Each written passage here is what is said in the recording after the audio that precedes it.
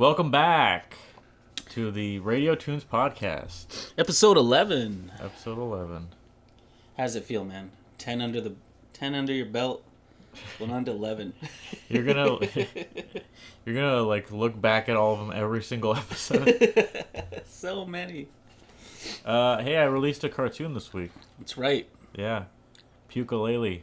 It's a parody about ukulele. If you couldn't. I just got that. Yeah, I was just. To be honest, I just started animating that cartoon with no real joke, and then I kind of just improvised something out of it. Like I said,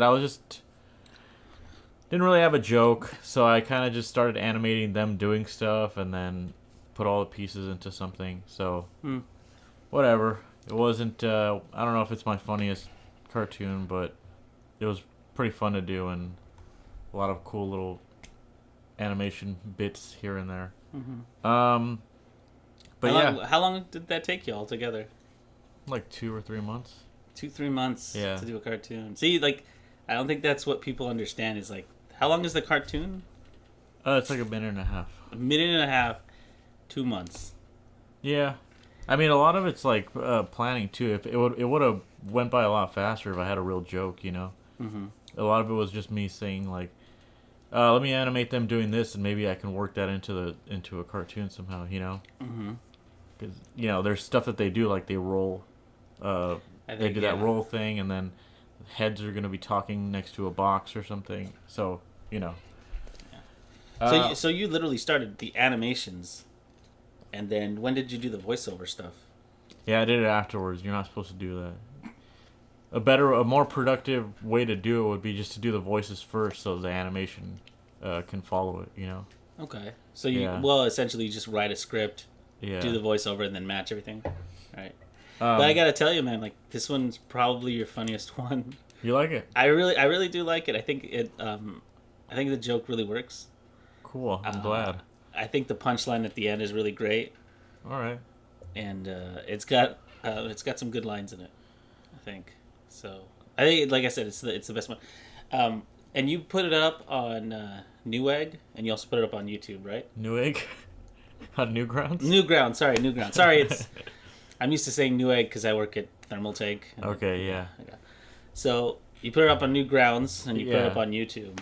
In your opinion, do you think it's better or worse to put it up on, like, which one do you think is better for cartoons? I don't know, honestly, because I put it up on Newgrounds, and some of the stuff on that front page is like fucking phenomenal. Like, would take me years to get to the level of animation that these people are at, and I don't know, like on YouTube it's kind of like people who are subscribed are just gonna watch, most likely anyway, you know. Yeah, like Newgrounds is like the critics are a lot harsher there, and your stuff can get ignored pretty easily, but or it can get taken down because it has the word, like it has an offensive word in it, or blah, on blah. YouTube you mean? Yeah.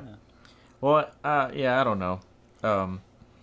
I just want to say too, real quick, we're starting to do this thing where we put them on SoundCloud too, so it'll come up on like podcast apps and stuff like that. We haven't done them all yet, and SoundCloud has like a limit, so we have to figure out how to. You have to fucking buy like an account or something. I don't know. We'll figure it out, and then I'm fixing up my Twitch page, so maybe I'll stream something in the future. Oh, I don't know. Like show your progress? I don't know. A cartoon or something? Maybe like a. Yeah, it would be hard to say because I haven't even tested it. So, like, streaming a game sometimes is really a lot of work for the computer. Really? Yeah, so I might just. Well, just start off with some pointing clips. I might only be able to do like drawings and stuff. But who knows? We'll see. Just letting you guys know what's going on. But big news this week was the Steam sale, I think. Oh my god, the Steam sale and I don't even know if it's is it a month? I feel like they're having a monthly sale I think they're having a sale every month. They have a lot of sales, if that's your point. Yeah. Yeah, and I feel like every time, maybe it's stereotypical of Steam sales already, but I always feel like, oh man, she's like, another Steam sale, my poor wallet. And it's just like I buy a ton of games, and Have you bought anything this time? I have it all on my wish list. I know what I'm gonna buy, and I think it's like, I want to say it's $100 worth of games that I have in there. And how much are you actually gonna play though? Exactly. That's the thing, is I know that these games are good games, which is why I want to buy them. Like an example would be Bayonetta. I want to buy that. I want to buy all these old point and click games. I bought some shitty ones. How shitty? I bought Duke Nukem Forever. It was That's on my wish list too. It was $5, and Yeah. I got it because I hadn't played the DLC. Mm-hmm. And Wait. There's DLC for that game? Yeah. I'm surprised they did anything for that game. Yeah, I actually fucked up. I bought 2 of the DLC packs, and one of them is like online multiplayer stuff only. Oh, and Steve. no one plays that. So, No. but I got that game because when I first got my computer, I wanted to play it before anybody knew that it was shitty, right? Like Yeah. everyone was talking about it. And I tried to run it on my computer, but my graphics card really sucked at the time. So now that I have a better one, I wanted to go back and play it. And it's whatever. Yeah, it's not good or bad, really. It's more like mediocre. Nah, it was. I mean, I could see why people gave it like a shitty score. Mostly because like it took like 12 years to make it. Yeah. Or something because of the development hell that it went through. Yeah, 3D. I mean, like the original company that did those was like 3D Realms, right? I don't know, actually. That's a good question. I think it was 3D Realms, and I don't know what happened with that company. And I'll say that Duke Nukem is kind of a tired mascot. You know what's funny, actually? So people don't like that game, right? It's not. It's not liked. I mean, I played it through it, and I remember thinking, this could have been better. But it was just mediocre, and the only thing that you could kind of grasp at was Duke saying one-liners, which is kind of the whole game. Well, what I was gonna say is, like Duke fans apparently don't like it. They like Duke Nukem 3D style, you know, Okay. like the old Doom style. No, yeah, I know what you mean. Yeah. And so there's like a mod of Duke Nukem 3D, where it's Duke Nukem Forever, like the game, I guess, but just done in the style of Duke Nukem 3D. So that makes it better somehow. No. Okay. Well, I mean, to them, I guess, but I don't know. I just think it's fucking amazing amount of work to put into yeah, especially a Duke mod, Nukem. you know? No offense, like when they came out when I was a kid, I was like, "Oh, Duke Nukem, let's play it." But nowadays, it's like, why would I play that game? He's just one of those characters. I think that when 3D came around, he didn't transition well. Like, I agree. You know, like I bought that N64 Duke Nukem Zero's Hour or something. Yeah, that one was not. That the I think it ran at 10 frames per second. Yeah, a lot of games on Nintendo 64 don't run very. That game was not helped by that, and I'm surprised it even came to the Nintendo 64, considering, Duke rescues strippers and such. You're saying because it's like. Yeah, it's not family friendly, and Nintendo's pretty family friendly. Yeah, Conker's Bad Fur Day, dude. That's another one that I was like, how did this get on the Nintendo 64? But I think they were making a play for like a mature audience or whatever. Yeah, but anyway, I played the DLC too. And what was the DLC? It's called the Doctor Who Cloned Me, I believe it's what it's called. Okay. And it's from the title you probably get that you fight a bunch of clones of Duke Nukem. Sure. Yeah, so it's that, and people were saying it's better than the actual game, and I kind of agree to some point. It was How was it any different? because what it feels like to me, like if you've played Duke Nukem Forever through, and you play that, it kind of seems like the development team was like, all right, we're done making the game. Let's just take all this shit that we already have and just mess around with it, or like make something out of everything we already have, and it just feels more organic than the really forced process of the main game. Yeah, I'm gonna have to go back and play it then. How much was the DLC? Like $1? It was like $1.79 or something. I actually might go back and play it because I remember when I bought that game, do I want to admit this, that I just played it for that stripper level? Well, I mean, that's why people play Duke Nukem for that. I guess that's true. For the raunchiness of it. It was like, I played for that stripper level because everybody was like, that stripper level is probably the only good thing about it. I played it and I was like, this is dumb. But strippers, baby, yeah. Cold beer and strippers. There you go. And I gotta say, like after that part, it kind of went downhill. Yeah, you know what really disgusted me about that game, honestly, was the rats. I fucking hate video game rats like more than anything. Oh, and there's a part in Duke Nukem where you turn miniature, and they're gigantic. Rats, and that's right. That shit gives me nightmares, man. I did not. I did not care for that part because like then you have to ride around on a toy car. Do you remember? Well. I think it was Cruising USA or something, or one of those fucking racing games. Yeah. There was a cheat where you could make the rats gigantic in the sewers. Oh yeah. Do you remember that? Yes, it was Cruising USA. That used to freak me the fuck out. What a random thing to get freaked out about. Dude, it's gross. You know, like honestly, like realistic kind of animals in video games freaks me out for some reason. I don't know why. They just never look real, and they don't look alive. I don't know if that makes any sense. It kind of does. That uncanny valley thing that we were talking about the other day, where it's like when things look like they're trying to get hyper realistic but don't. Yeah. They look even more nightmarish because of that. Something like that. Yeah. Yeah. So I get that. I just feel like they're so inconsequential, and then when you get big, you can just they don't even matter. But damn, I totally forgot about that level where you get all miniature. See, it's things like that I was like, this is kind of forced. I get it. You're big. You're small. There's a lot of parts of Duke Nukem though I think are like they're memorable. You know, like there's a part where like the part like you just said you're small. Yeah. It's pretty memorable. There's a part where you play with like an RC car. It's pretty cool. It's pretty fun.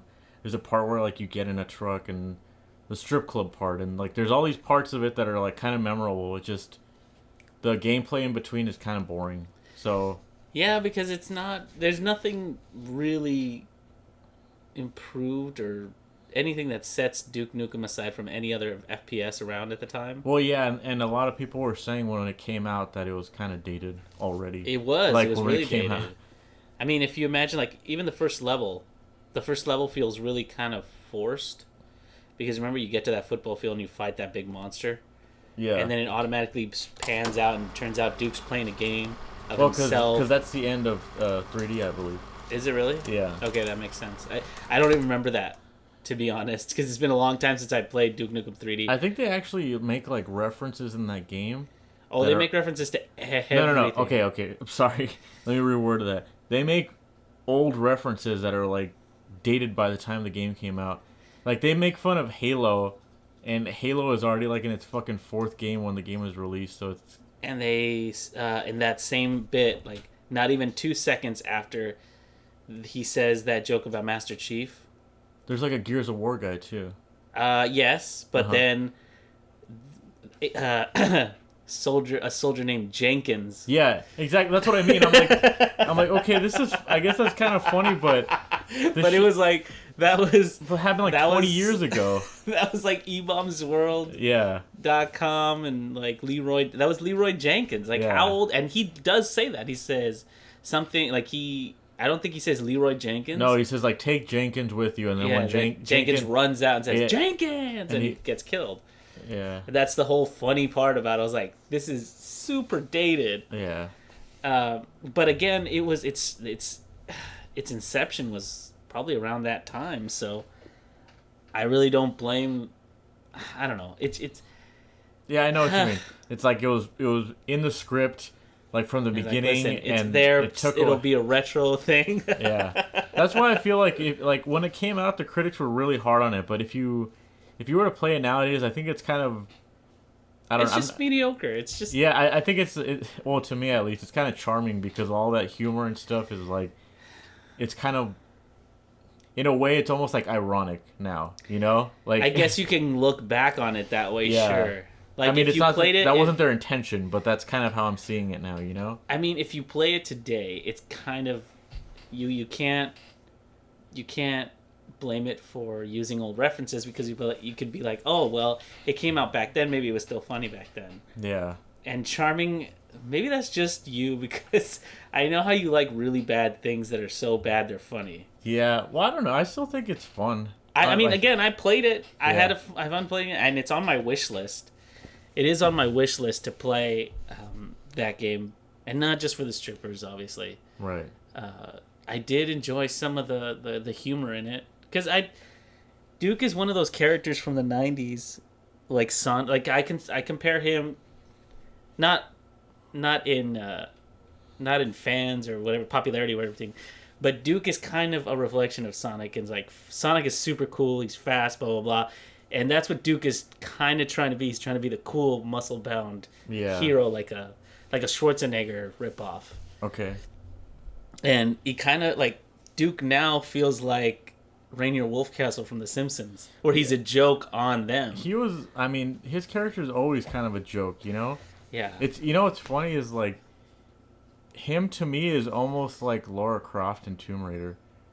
She's just like yeah, but she evolved. Yeah, her newer ones are whatever, but like I like her older games because it's just such a fucking joke. Like no woman with huge breasts like that is gonna go out and excavate like caves and stuff. You know what I mean? Like yeah, no, I get you. But the one thing I will say about Laura as opposed to Duke is that somebody cared enough to protect her quality of games. You know what I mean? Like yes, the Lara Croft series of games isn't a shining example of gameplay, but it's good enough where it carried the series through. Like I played that one where they rebooted her. Where they put all the crap on her face, like they made her all dirty. You mean just the reboot? Reboot, the one that was Lara Croft. Yeah, I didn't like that game. I played it and I was like, okay, they're trying to develop her character in this. The gameplay was Uncharted. That's what I don't like about it, because the old ones were basically like shitty versions of Uncharted, right? Right. So this new one was like, okay, they stripped away like her big boobs. And they try to make her like a serious character. Well, they put her all by herself. Yeah, and I'm just like, that doesn't. And I don't know. There's something about Laura interacting with people that really shines about her personality. Because she was always kind of flirty in like the PlayStation 1 games. She was kind of flirty, and she was like cool. She was a cool character, you know. Yeah. But now she's very. I don't know. She's very like independent woman. I just don't like that it takes itself a little too serious for a video game that's about like somebody jumping around in fucking caves. You know, like she's a spelunker. Yeah, like I said, I compared to Duke Nukem. Like if Duke Nukem did like a gritty reboot, like would that really be appealing to anybody? It would just kind of blend in with all the other ones. You know. I think that's the same thing that happened to Turok. Remember when they tried to reboot that, and he was like a space marine. Oh god. And all that thing. I remember that game was like $2 in like every bargain bin, like in every store. I cannot believe they took such a weird concept, Turok Dinosaur Hunter, and turned it into a Halo clone. Why even try? What a fucking name to take too. Hey, let's take Turok. Everyone loves Turok, right? Because there's dinosaurs, and you're a hunter of dinosaurs, and let's put him in space, and he fights aliens that kind of look like dinosaurs, and he's a space marine. He was like, just call it Space Marine 2025 or something. You know what like is that. cool though? Those Turok games that they put on PC. Yeah. The ones with like the super good frame rate and the mouse and keyboard controls and everything. Yeah. Those are on sale. They're like $5, I think. Are you serious? Because I actually would love to play. The first one's $5. The second one I think is like $13. But it's still like. Actually, I always wanted to play the last one. I don't know if that one's on PC. Damn it! Because the second one, yeah. The second one is that the one where you can pick between two? You can pick the girl or the guy. No, that's part 3. That's part 3. Yeah. So the second one is where she goes, and protect them at all costs. Yeah, that's that one. the one. Okay, all right. Yeah. That's the one with the faces, then, right? The faces in the cutscene. Like that lady who tells you about the totem. She's like pleading with these faces, and the faces come. Oh, okay. You remember that? Yeah. It's such a weird intro. Yeah. That game was super cool though when it came I out. loved the second one because you got that weird hand claw thing. Yeah. That you would just swipe on a lot of weapons in that game. Whoever designed the weapons in that game is fucking genius. They had the Xena disc throwing thing. Yeah, the chakram. And you throw it and it would come back with blood on it. Yeah, that was so cool. And if you threw it like at a wall or something, it would clean it right off. And then in multiplayer, they had that. I don't know if you ever got in single player because they didn't beat the game. Mm-hmm. But in multiplayer, remember that gun that would like, it would shoot like this homing, like mind thing. Okay, so it was like a little homing thing, right? And it would latch onto your brain, and it would like it would dig all your brains out. It was really cool. It was the cerebral bore, I believe it was called. And when you'd shoot it, I remember it had a very distinct sound when it was in the air. Yeah. And so if you knew you were being shot at that, you would just stop walking. Yeah. Because it was an instant kill. Because it would just be like, and then what was great is watching a person get drilled in the head. Yeah. Because their whole like character model would spasm out. What a cool design though for a weapon, you know. It was like the rocket launcher. It was just like boom, you're dead. You know, if you can, because there was a bit of a period where you had to lock on, and if you got that lock on, then you could shoot the thing. It wasn't just like an instant kill. Man, now I really miss those games. Like part 1, 2, and 3. I remember of all of them, I liked part 3 the best, and I think it's because you got to choose between 2 people. The part 3 was the one where you're like in a city, aren't you? You're in the city for a little while, but you get to teleport between all these different worlds. Yeah. And actually, the reason I don't like part 1 as much is there's not much explanation as to what you're doing. Well, the first one, he's dinosaur hunter. Yeah, he's a dinosaur hunter, but it's like, why are you hunting dinosaurs or anything, really? The second one was more like about aliens and shit like that. Like, there were still dinosaurs, but there was like weird humanoid like dinosaur guys. And... Well, because if you remember, because you're trying to... In the first one, they don't really explain it, but you're on a planet hunting dinosaurs, but the real thing is you're trying to stop this one person from like conquering the world, your world, and and they're kind of like space aliens, because remember, you're on a spaceship at the end, and you do the whole like run away from the explosion at the end. Remember that? Yeah, I do. Yeah. I just remember I always used cheats to beat that game. I was a little kid, I didn't know how to play. I remember one of them was like shrink all enemies. That one was the best. And it was great because the last guy would laugh at you. Uh-huh. So whenever you played that game... Oh, and it was all high-pitched because he was mini? There was a lot of weird He would laugh cheats. at you like, ha! What happened to cheats like that? Like big head mode, huh? Where's that at nowadays? Like what they used to have on GoldenEye, DK mode, where it was big hands and big heads. Yeah. See, I don't know, like, cheats went out with I don't know why cheats went out. It's like DLC. No, I don't understand. Like most, like for example, the game that's most infamous for cheat codes is probably GTA, the original, because you would use those to like get unlimited ammo. Yeah, sure. I mean, even there wasn't like achievements, so you just do that to beat the game. Even the new one has cheats. Yeah, but they aren't really cheats. You just dial a number and get it. It's not like you had to memorize a code. Is that how it works? Remember, that's how it worked. You used to have No. In the new one. Yeah, you just dial a phone number. Are you sure? I'm pretty sure, because you can, and also you can mod the game. Like you crazy. Can't. They're fucking dumb. You know what they did? Like you can mod it. I've seen people mod GTA 5. As of like 3 weeks ago, this update came out, and the company like fucked everyone. Yeah. That's crazy, because I've been seeing mods like crazy. They're dumb, especially because the Steam sale just happened, and that game is like at its lowest price, which is it's at 20. Is it 20? It's $29, so it's like $30. $30, yeah. That's like the lowest I've ever seen that game, because you go to the like, what is it? The most popular games like on Steam being sold, and it's still like number 4. Like that game is just that game will always be around. I mean, it's a cool sandbox game, but I got it relatively close to when it came out. I think maybe a couple months afterwards, and I got it. I don't remember how I got it, but I got it for a pretty deep discount, and I played it, and I didn't understand why so many people were into the like single player mode. Maybe I missed something. I kind of liked the story for a little bit, but it trailed off, right? Like once the main dude gets rid of his family, I'm like, what's the point of this game? Oh, is that what happens? Well, you're 3 people, right? You're Trevor. We didn't even get to the third guy. Me and my friend were playing it. You never even got to Trevor? No, we just got the first. You got Michael. Franklin and Michael. Yeah. Well, the whole thing is really Michael's story anyway. Okay. Because he has, his family, and at some point they just all run off, and you have to kind of take care of the problem without them. Well, I don't know. We started the game. We got our fill of like sandbox explosions kind of shit. Yeah. And then we just like never turned it on again. Well, see, the thing is like.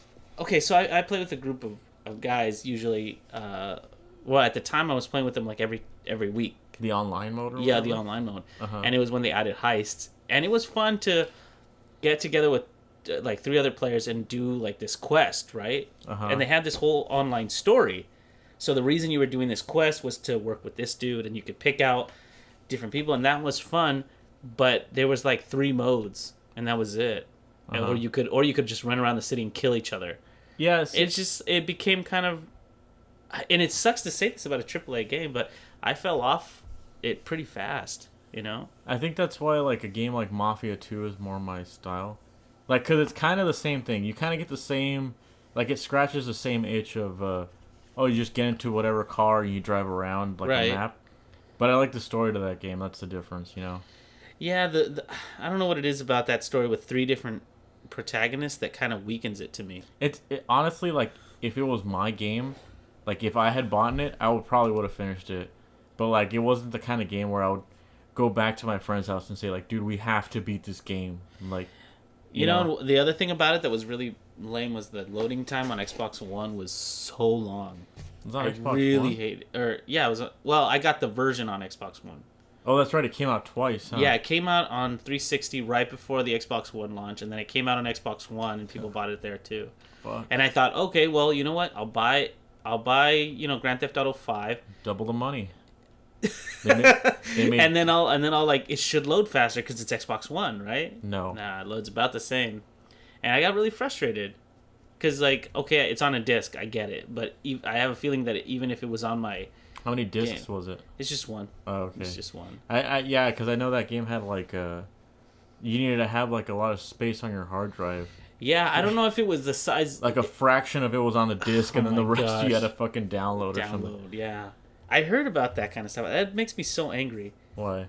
Because it's just dumb. Like, the same thing happened to, what was it, Tony Hawk's Pro Skater 5? Mm-hmm. They released the game. That was different, though, because that game was a fucking shit show when it came out. Oh, my gosh. But, like, I think it was, I forget if it was, I think it was Did You Know Gaming that reported on it? And they showed how the disc itself didn't even have the game on it. Oh, really? Because when you popped it in, or if you downloaded it, there was this massive update that you needed to get, and that was the entire game. Everyone was saying that, like, the only reason that game exists is because the license was going to run out on Tony Hawk. That's what they were saying in that. They were like, the only reason this game exists because the licensing was going to run out, and if they didn't make it, they were going to lose the licensing to Tony Hawk and wouldn't be able to do one for... They'd have to buy it again. I'm like, that's really shitty for the fans. Like, I don't play Tony Hawk's Pro Skater games anymore, but...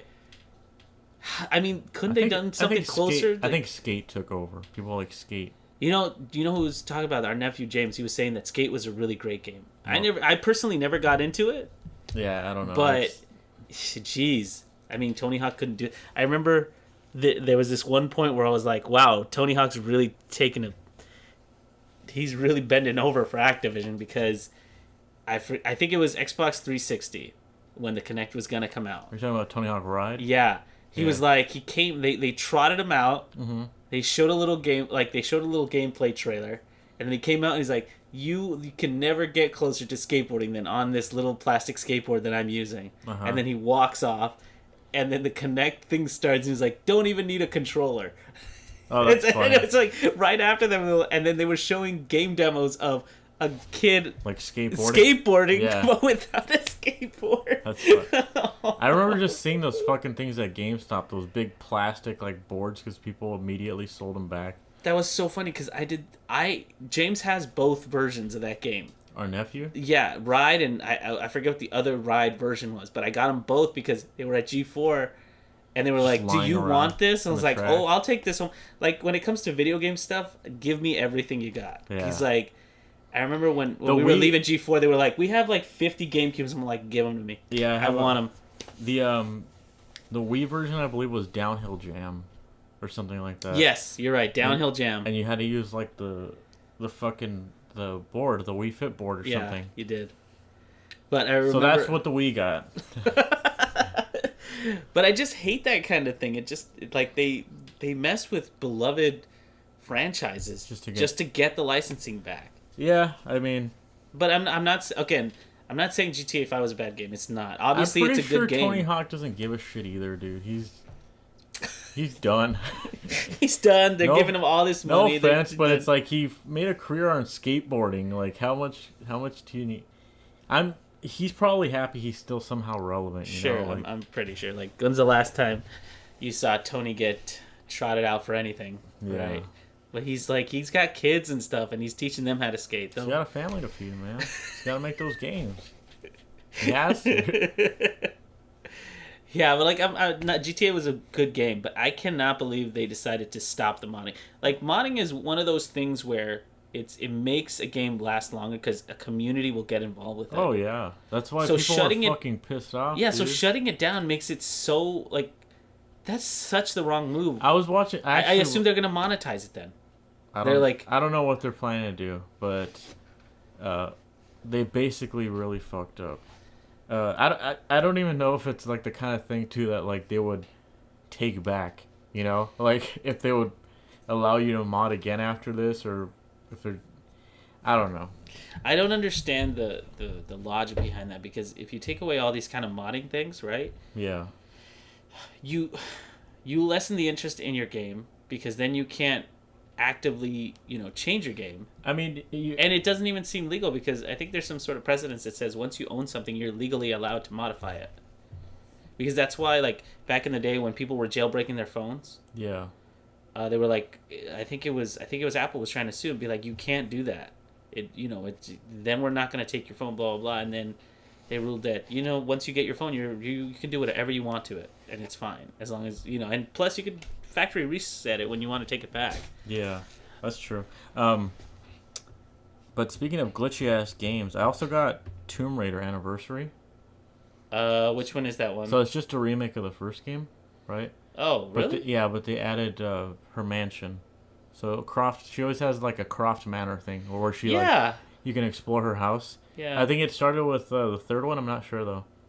But that was like always like one of my favorite parts of Tomb Raider games. Check it out, her mansion. Yeah, like it's basically her dream home. She's Barbie, and that's her dream home. And this in the anniversary, they it's like a little side quest thing. Oh. So you could start the game where you could go to Croft Manor. Croft Manor has like all these little puzzles and like not really puzzles, but it's like you walk around, you find items. This opens this, opens this. Kind of like that's kind of neat. Yeah, kind of like a mini point and click. But it was. I think Anniversary is not a bad game, except it's fucking glitchy and. Is it really? Yeah, and I think. Did it crash on you a lot? No, but it's kind of like I said. It's like Uncharted does the same thing with way better graphics, so it's That's hard to. It's a shame for Lara. We beat that. What would you call that game that we beat? The one with the two of us. It's like it's not like an ice. It's not an isometric style game, but it's just like a top down. Yeah. Almost Lost Vikings style game. I actually really enjoyed that game. Yeah, that game was pretty cool, but that game was also fucking glitchy. So I don't. It only seemed to glitch out when you had to like use the grappling hook to like climb up a wall. That's when it seemed to glitch out the most. Went into the walls. You remember that? Exactly. And then there was just times where we were trying to jump over a gap or something, and we'd somehow get stuck, or like just like the camera angle made things look deceiving. Yeah, perspective-wise. And it got really hard to judge some of these jumps and everything, because I understand how you say it's not isometric, but it's not like you could rotate the camera. Right. So you were fixed on one shot. I think that's the definition of it. But yeah, that game was fun, and like it showed that. I mean, she didn't have like huge boobs in that one either. No. So it's like that. You don't need to do that to carry. But she still looked like super pretty, and it still. It still looked like out of place to have her in there. You know. Oh yeah. Those games are on sale though too. You can get like a whole collection of Lara Croft games for like $100. I actually might go back and get them, because I remember when the Star Wars series went on sale, I bought a crap ton of those too. Jesus Christ, though, dude! So a couple years back during those Steam sales, you could have gotten all of Lara's games for like $30, right? Yeah, and that was a deal. Like now the collection is, it includes the newer games, right?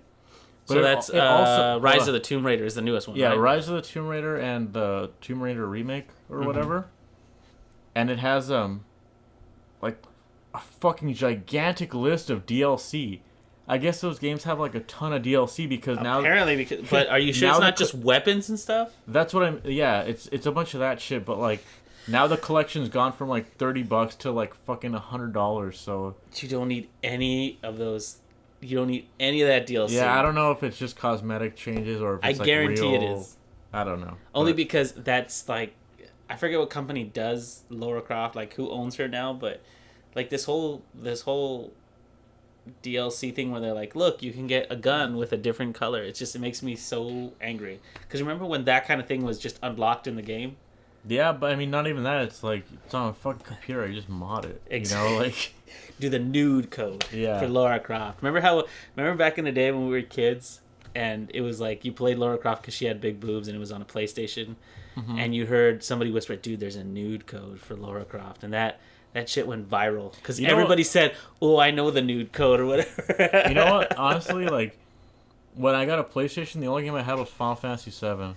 No, you had Tony Hawk's Pro Skater. Yeah, but like I didn't get that till later, and I didn't play Lara Croft as a kid. No. Like I've honestly, I only started liking Lara Croft once I could get her games for like $1, and then I could kind of go back and like look at how cheesy and like shitty the game. I mean, they're not shitty games, but do you know what I mean? Like, I will say that those controls on the first Lara Croft controls, awful. Yeah, they're pretty bad.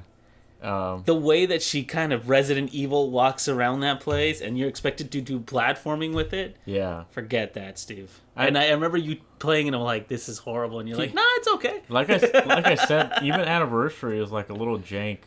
Like there's certain things that like when you fall and stuff, it looks super glitchy, and like the grappling hook that you have. Like she has a whatever hook. part of her body that it comes out of like looks super glitchy. Like they're just like the game is kind of jank. Like kind of jank. It sounds super jank. Yeah, but no, I remember that game when it came out. It is what it is. When I was a kid, and it was like that was the big. I mean, obviously anybody that looks at that game knows that it's sex appeal that sold that game. But I remember, I think it was Did You Know Gaming that put like, oh, there was no nude code, but in Tomb Raider. Which one had the mansion in it? 3? A lot of them did, but they had this code where it was supposedly like they played a joke on us, and it was the nude code for Lara Croft. But when you actually typed it in, Lara would explode. Oh, that's funny. And that was really, and it was like when I heard about that, it's even better. Nah, but like that's one of those games from back in the day that they've been. It's been this trend of remaking an old game that kind of had good graphics and kind of had good gameplay, and now they're like, you know what, we'll bring it back and improve on it. Like one example of that where they did a good thing was Crash Bandicoot, the newer one, because they put all 3 games together, and they made it so that you could play as. It's not even out yet. It's not out yet? No.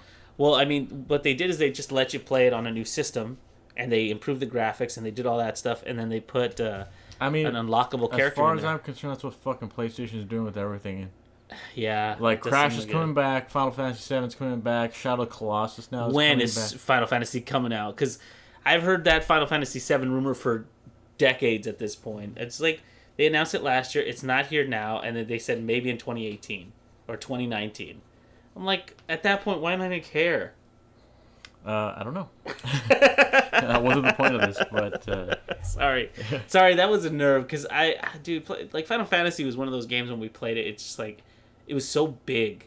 Yeah, Final Fantasy VII was I hate to be one of those Final Fantasy VII fanboys, but it definitely changed my life as a child. Like well, I think it's the scale of it. It was like definitely one of the first games where I just sat in my room and did nothing but play that game for like a fucking stupid amount of time. Yeah, but like I would play like 6-7 hours at a time, and I was actually like, whoa, like all that time just passed, and I was like super into this game. Like it was one of the first type of games that did that, you know. Yeah. But again, I think it was the scope of that game that really impressed us, because even like Final Fantasy games have always been big, but that one in particular was like you went to different regions of this planet. Everything was kind of on a planetary scale. I think what really got to me was the music. I really love the soundtrack to that game. Like every fucking song in that game is good, and it just like it really helps with the atmosphere. You know, you really just get invested into that game.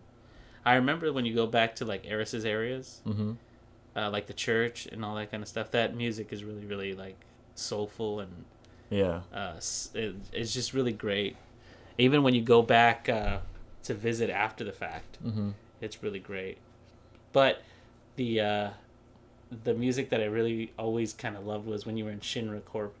like making your way up that tower. You know, like the sneaky music. Yeah, I always love that music from particular. That game has like a really good, as far as the soundtrack goes too, it has a lot of range. I think. Yeah. You know, like from like the motorcycle chase song is like really different sounding from like the battle song, or like the, you know, like the chocobo song sounds completely different from everything else. Like Yeah. it's just a really good fucking soundtrack. I really think that game benefited from being the 7th in the series, because they did a lot of great work on previous iterations, and they just combined that all, and they were able to use the CD, which could play like MP3s. crystal clear music, and it could produce these like really computerized, you know. Not that like, you know, Super Nintendo didn't have great music, because like Chrono Trigger. No, of course it did, but to be at that level at the time, it was like CD just gave you way better music without skips, without deafening other music or anything, and it's just, all the parts were there already, and then they just kind of combined them into 7. And it's funny that I praise 7 so much, and 8 just falls by the wayside to me. You know, I was gonna say actually, like, I feel like while I was growing up, people like hated Part 7. Not like hated it, but it was like, how should I say? You were like a fanboy Cloud. I don't want to say the word, but you were that, you know, like a word we're not allowed to use anymore in public, but you know, you were called one of those if you liked Final Fantasy VII, because it was a really like emo, teary-eyed kind of story, and I feel like those people now have grown up, and it's cool to like it now. You know, does that make any sense? It does make sense. Because like now that game, like, or I should say for the past couple of years, it started to get more and more attention because it got the movie, then it got Crisis Core, then it like now it's getting that remake. You know, Cloud was in Smash. Yeah, Cloud's in Smash Brothers. That's ridiculous. His stage is really badass. I love that stage. Yeah. And did you say he was top tier in that game? Because he did feel. Yeah, he's like one of the best characters. Of course he is. It's just like, it's one of those things. It's like, why is he in that game? He's got a big ass sword, dude. By design, he's gonna be good. You know, well, like, yeah, because he actually battled and everything. But, you know what you know what might have been a symptom of the fact that some people were like, "Oh, you like Final Fantasy VII, blah blah blah." Yeah. I think it might have been the fact that like at that point the console wars were in like full swing, and it was like exclusive to PlayStation at that point. So a lot of people were fighting and being like, "Well, we have Final Fantasy." Yeah, I guess so. Kind of thing. I remember feeling a little left out because like that game was awesome, and you're the one that had the PlayStation in the family. Because we shared our consoles, and I remember when you got that game, I was like, man, so jelly of that system. Yeah, I got that game like super late too, because I remember I got it with my PlayStation, but the PlayStation was like $80. Yeah. Because I remember like pointing it out at a magazine. It was like a Best Buy magazine or something, and I was like, look, it's only $80. You guys should get this for me because it's only like $80. You guys should get it for me. Yeah. I remember you also got Tony Hawk's Pro Skater on that one too, and I thought that at the time that game was like the shit. Yeah, because if I remember I might be remembering incorrectly, but the Nintendo 64 version of Tony Hawk didn't have something. Well, first of all, the version of Tony Hawk's Pro Skater on the Nintendo came out like 2 years later. Oh, really? Yeah. But it didn't have like the music videos or something, right? It barely had the music. It barely had the music, and it didn't have the music video. And I remember at the end when you actually won, you got... Like, the part about that game that was kind of cool was when you beat the game, you were able to see the video. Yeah. And that was new. That was like brand spanking new. Yeah. And I remember, dude, you want to see the Tony Hawk one? He's like, let's go see it. And then we'd go and skateboard. The Nintendo version didn't have that. Yeah. So it's like, it was so inferior. Yeah. It was really, really infuriating. I remember that was on the PlayStation version, right? Right. If I smacked my PlayStation at the right time during the intro, it would actually like let me watch all the videos or something. Oh, that's right. Yeah. That's right. I remember you doing that. Or it might have just been Tony Hawk's. I forget. But I remember just smacking the CD like when it came to a certain part of the intro. Yeah, and it would cut to like Tony Hawk's video without me having to unlock it. That's funny too. Good times. I remember that game got me into a bunch of music. Well, yeah. Because it had such a great soundtrack. Oh, yeah. Like going back to the Final Fantasy soundtrack thing. Yeah, everyone loved the soundtrack to Tony Hawk. And it was funny because it was that game, and then it was Crazy Taxi. Those soundtracks were so like soundtrack. The ones that just kid. had like licensed music. You mean, right? Yeah, it had like first of all, like the one on Tony Hawk had a lot of quote unquote indie bands like Goldfinger, and like they're the ones I remember the most. Goldfinger off that CD, and then off Crazy Taxi it was mostly Offspring. Yeah, I remember one of Crazy. It might have just been the second one. It was all Offspring. There was nothing else. Was it the second one? Yeah. I remember the first one definitely had a lot of. It had at least 3 songs that were Offspring, but it had like Bad Religion as well. And No FX, I think. And I definitely remember checking all those bands out. I was like, see, that's one thing that's the CD thing brought in. Music. Yeah, I was gonna say I don't know if I was super into that music at that time, but I will definitely say like to this day, it's like yeah, this goes with this game. Like for sure, Offspring goes with this fucking crazy ass driving game. You know, like I remember somebody like what was it? I forget which site it was, but they were doing like they would do Photoshop Friday challenges. Okay. I think it was somethingawful.com. Okay. And one of the things they did was like honest titles for video games. And then so people would Photoshop out the title and then put something funny. Oh, and I assume Crazy Taxi. And it said Offspring soundtrack the game. Yeah, pretty much. Do you remember the arcade version of that game? We just went to see it at Lost Levels. Yeah. Yeah. That's pretty cool. I can't do the boost on that. Yeah, it has like a stick shift or something. Yeah, because the way you're supposed to do the boost is you let go of the gas, you hit reverse, and then hit the gas and drive at the same time, and you get a little boost. Yeah. I can't do it on there because I think there's like a delay in the pedal, so I can't really get to it. It's hard to time. Exactly, and on the Dreamcast controller was just like perfect. Dreamcast had a lot of fucking good games because I remember there was like a few of them that you were just super good at. Yeah. I remember we used to play Project Justice. I owned that game, dude. And you were like ridiculously good at that game, dude. I don't know what about that. I have to. Thing about that game is like I felt like I had picked the jankiest character because his playstyle just made sense to me. Roberto, the Mexican like goalie guy that you can never see his face. Like that guy, I picked that guy, and I don't know if he's top tier or whatever, but he just felt so easy to play. Yeah, I don't know what the tier list is like. The person who I thought was the highest tier was Momo, who was the racket girl. Yeah, because there's some sort of like bounce mechanic to her that she can just do an infinite. What's his name? The teacher that plays like Ryu. Oh yeah, it starts with an H. I think his name is Hideo. Actually, Hideo, yeah.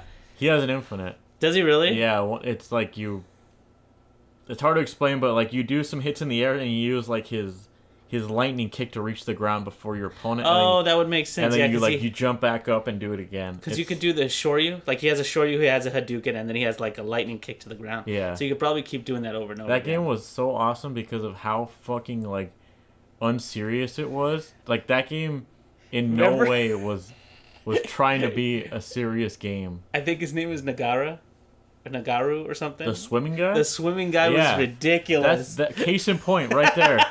He makes like everyone swim when he does his tag team attack.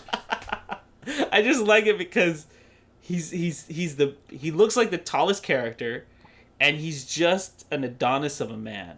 Okay. Just like built from the ground up to be a swimmer, and he just rocks the Speedo and he has with like a little jacket on. He has those little like and he has the little swimming paddles on his hands. And that's his fighting stance, is he just kind of waves his arms in front of him like if he's swimming slowly in front. Like his combos were really sick because it would just be him swimming at you. Yeah. One of them is like he sits down and he just kind of flippers you. He would create water. And he just like swim into you. That guy was great. What a silly fucking game, dude. You would not see a Capcom do that nowadays. Like, that is the golden age of Capcom. When, my gosh. But they could not take themselves seriously? No, like, the art for that game was amazing. Yeah, it was. Like, all the art for that game was super cool. The music in that game was super good. The fighting mechanics, it's like... my gosh. What other fucking game has a mechanic like that? Like...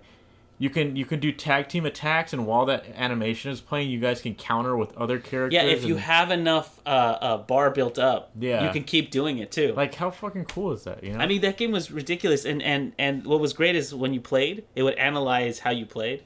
Mm-hmm. I don't know if how deep the analyzation was, but it said like, oh, based on your score, your ideal character is, and then it would spit out a name. Mine was always that swimming guy, no matter what. No matter who I played, no matter what, I always got the swimming guy. Yeah. I thought it was great because that game did a whole like storyline, right? But it did it in that weird anime novelization thing. Yeah, that was actually super cool. What I liked about that in particular, and this is one of those things, is like fighting games don't really have an arcade mode. Right. Or they don't, not arcade, but a story mode. But what was great is if you played through the thing and made certain decisions, you would unlock new characters. Yeah, it had branching paths, which is like unheard of in a fighting game, right? Like, exactly. What the fuck?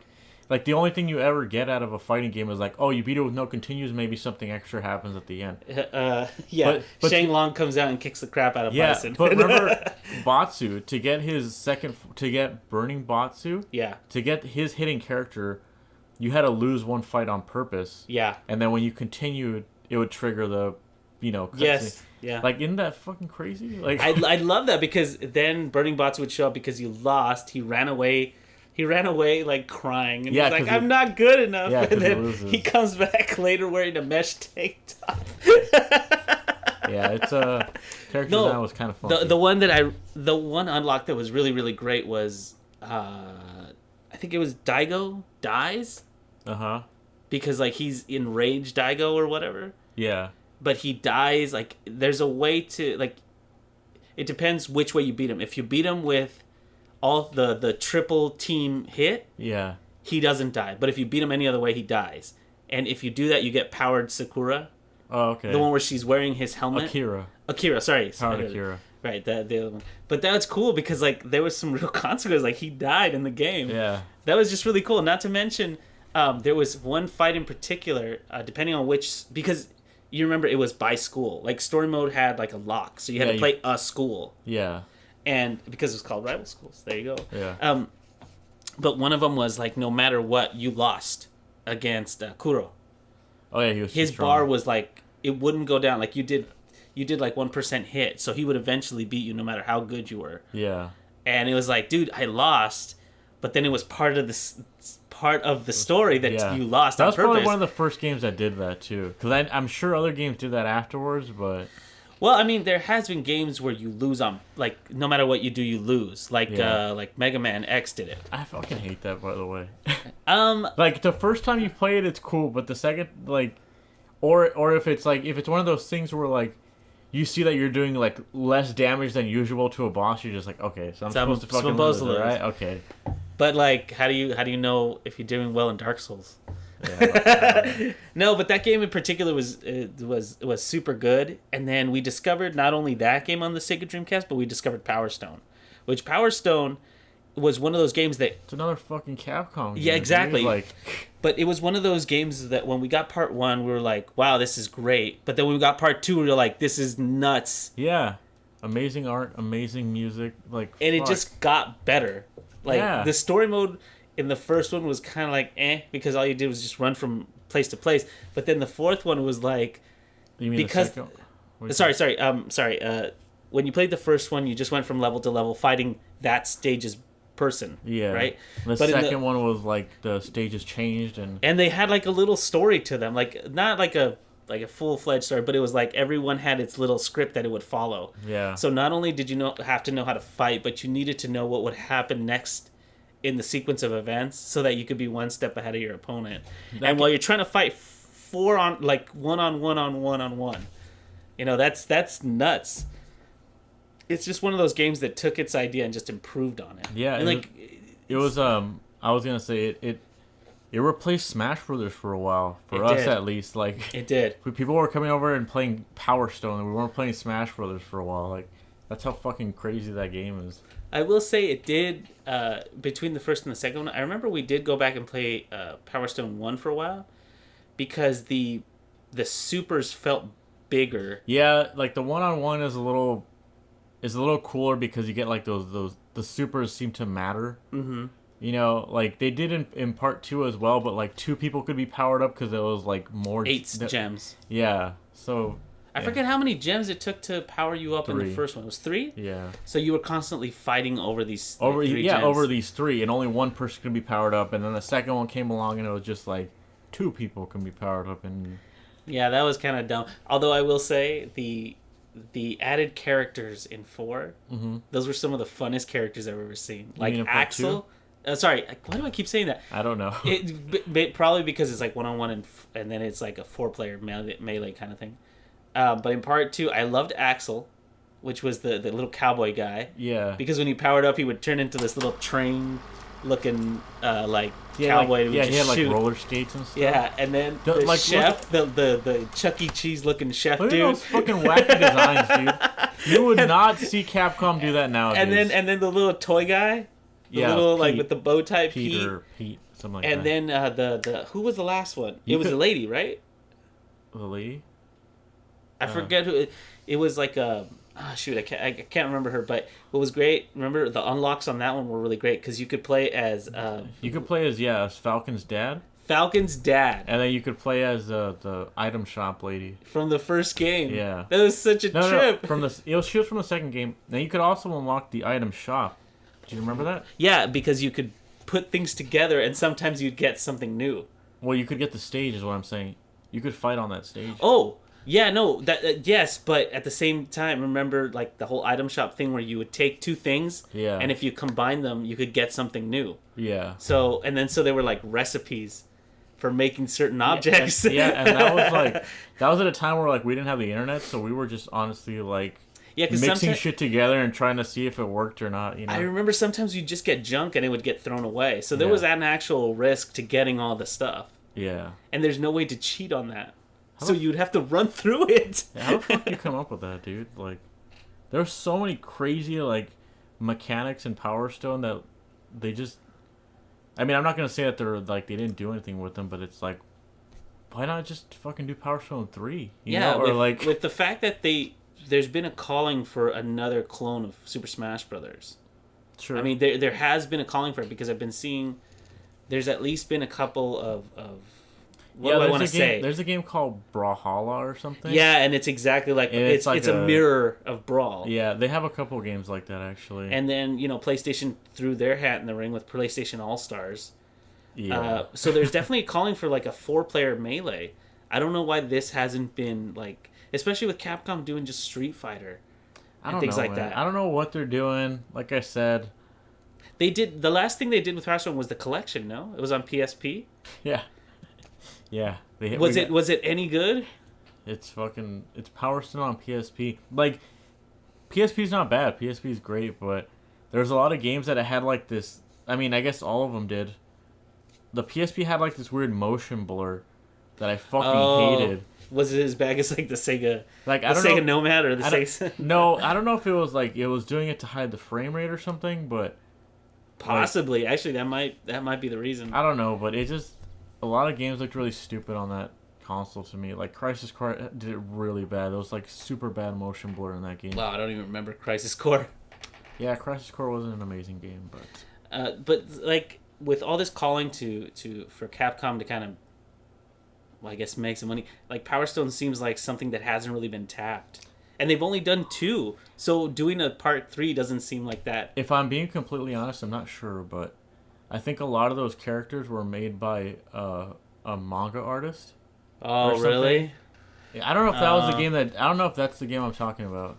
It might have been a different one, but like I think some of the rights to those characters or something might be kind of. They might be in limbo, kind of like the... yeah. Remember that other game, Jet Set Radio? What about it? Well, it was in for a long time. Oh, because the rights to the music. The music, yeah, because I forget who it was, but they said a lot of that music was made by like people from an underground music scene, and it was hard to get back to them to get the rights because they were mixes and there were different people who composed the music. There's people that just disappeared off the face of the planet. That's the other thing, and so he's like, if we make this game, is somebody going to come after us? Blah blah blah. So that's why a lot of the music's absent from like newer iterations of the game. That would be another game that would be like great for it to come back. I mean, I know. Like last week, I said like, why the fuck do we need sequels?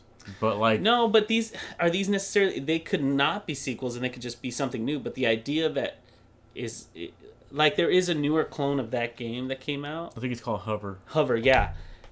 It's actually Hideki Naganuma, I believe, is the guy that did the music for Jet Set Radio. Well, yeah, that's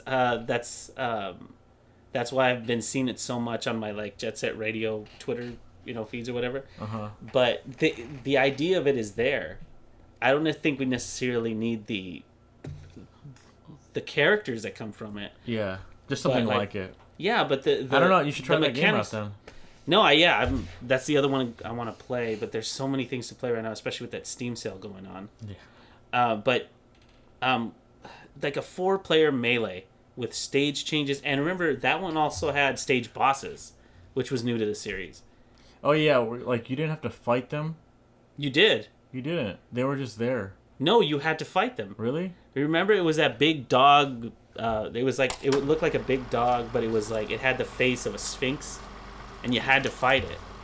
I thought it was just there, and whoever lived won. No, you had to take it out, and that's the thing. It's like if you were 2 people fighting, you had to take that. Okay, no, you're talking about something different. You're talking about the Egyptian dog thing. Yeah. I was talking about like certain stages at the end. Yeah. Like there's one where like there's an alien at the end. An alien. Yeah. You don't have to kill that thing. No, you don't. No, you're right. As soon as you kill the other player, you won. But I remember the map. I remember the map pretty well, and it was like it spiraled out, it branched out, and then they all kind of came to like a fulcrum in the middle. And they all crossed paths, so you had to do that stage to get to the end. And that was one of the things. Like you had to fight these things together, and then face each other, and then whoever did could run into the portal to the next level. Remember, there was that portal running thing. I remember the fucking final boss of that game was like this weird freak-looking thing. Do you remember it? In which one? Part 1 or part 2? It was like this thing eating dinner or something, What? and it would like stab you with a fork. I don't remember this. It started with like a hallway. Okay, I remember the hallway. Red carpet hallway.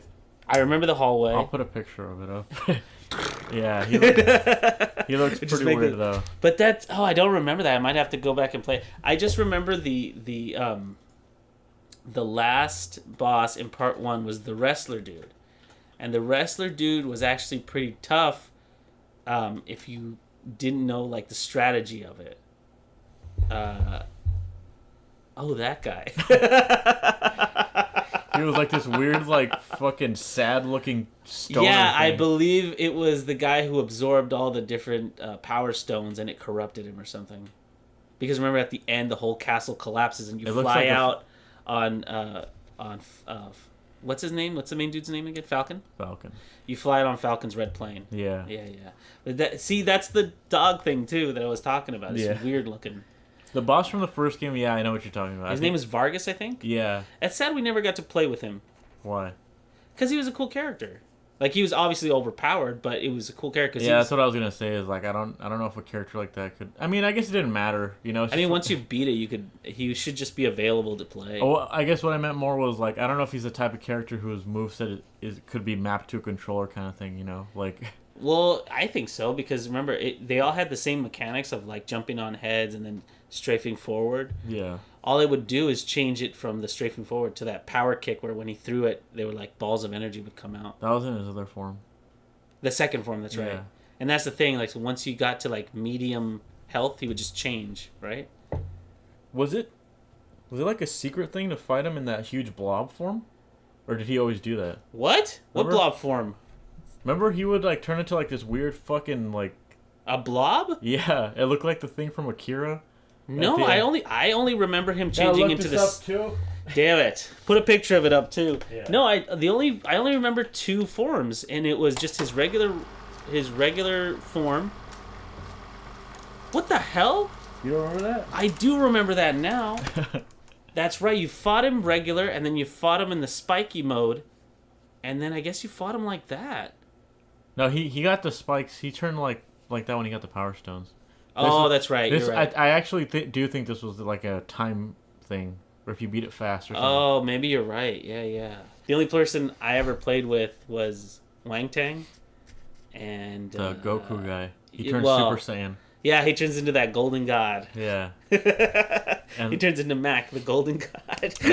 I used to play as the samurai guy. as Ryoma. Ryoma. That guy was dope looking too. Yeah. And that character felt so at home in the Capcom family. I don't know why, but he just felt like, oh yeah, that's a Capcom character. Dude, we were looking at that fucking art book the other day because you got Street Fighter on Switch. Yeah, and they had it has like an art book with it, and they have so many like pieces of promotional art that just have their Capcom characters from different games. Yeah, like posing together. Like it would have Falcon with like Ryu or something. I was like, why don't they do this anymore? This is like back then it was like Capcom was like this lovable family that just got together for like these promotional pieces of art, and nowadays it's like Street Fighter. I think we kind of got off topic here, but well, either way, I think we gotta end this now. Yeah, I think we gotta wrap this up. But yeah, so that was this week's episode. If you have a computer, go buy something on Steam because everything's on sale. No. If you have a computer, make sure you go to this. I know you're listening to this on YouTube, so just go watch the new cartoon, and after you watch it once, share it out. It's really funny. Yeah, and oh, you know what? Actually, I got this Sherlock game too that I didn't even talk about. It's a really good. Whatever. Talk about it next week when I beat it or something. Yeah. You know what? How much is it? Because I'll buy it and I'll play it along with you. It's like $5. $5? Yeah. I can break a 20 for that. All right. All right, dudes. See you next week. See you next week, guys.